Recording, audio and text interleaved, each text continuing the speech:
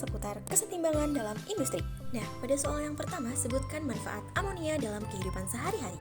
Manfaat amonia dalam kehidupan sehari-hari dapat digunakan sebagai bahan baku pembuatan pupuk urea. Yang kedua, dapat digunakan sebagai bahan baku pembuatan berbagai bahan kimia seperti asam nitrat, amonium nitrat, dan lain-lain. Dan yang ketiga, dapat digunakan sebagai bahan baku pembuatan plastik seperti Polandia dan Puleorta.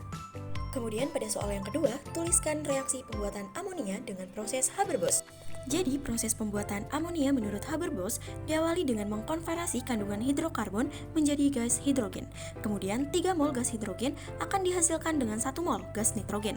Kandungan sulfur yang terdapat pada senyawa hidrokarbon dihilangkan karena bersifat antikatalis pada proses reaksi.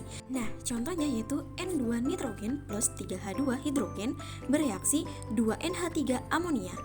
Reaksi ini terjadi pada suhu tinggi sekitar 450 derajat Celcius dan tekanan tinggi sekitar 200 atm dengan katalis besi Fe. Selanjutnya, pada soal nomor 3, jelaskan cara memperoleh amonia dengan jumlah yang banyak, namun efektif dan efisien dengan proses Haber-Bosch. Jadi, proses Haber-Bosch menghasilkan amonia NH3 dalam jumlah besar dengan merelasikan nitrogen N2 dari udara dan hidrogen H2 dari reformasi metana.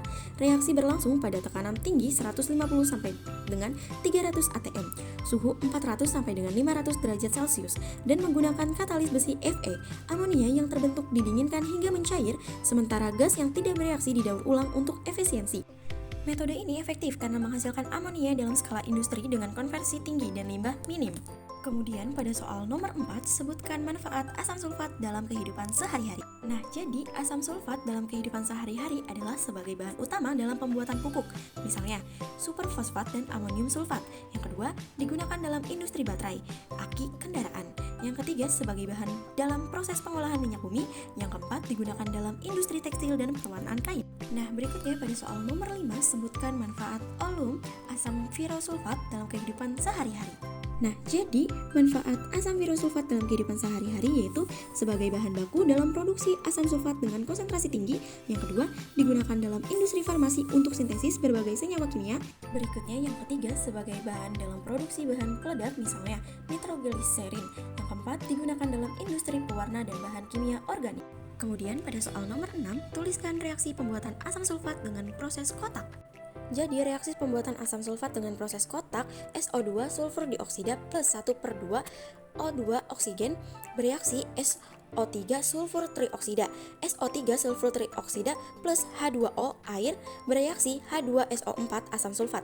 Reaksi ini terjadi dalam 2 tahapan. Tahapan pertama, tahap oksidasi. SO2 dioksidasi menjadi SO3 dengan katalis vanadium pentoksida F2O5. Tahap kedua yaitu tahap hidrasi. SO3 bereaksi dengan air untuk membentuk asam sulfat. Dan soal yang terakhir yaitu jelaskan cara memperoleh asam sulfat yang efektif dan efisien. Jadi, asam sulfat dapat diperoleh melalui proses kotak yang dibagi menjadi 4 tahapan. Tahapan pertama yaitu oksidasi sulfur menjadi sulfur dioksida SO2 atau S plus O2 SO. Tahapan kedua yaitu oksidasi sulfur dioksida menjadi sulfur trioksida SO2 dengan katalis F2O atau 2SO2 plus O2 bereaksi F2O5 2SO3. Kemudian tahapan ketiga yaitu produksi oleum SO didinginkan dan dilarutkan dalam HSO pekat atau SO plus H2SO4 H2S2O. Kemudian tahapan terakhir yaitu konversi oleum menjadi H2SO4.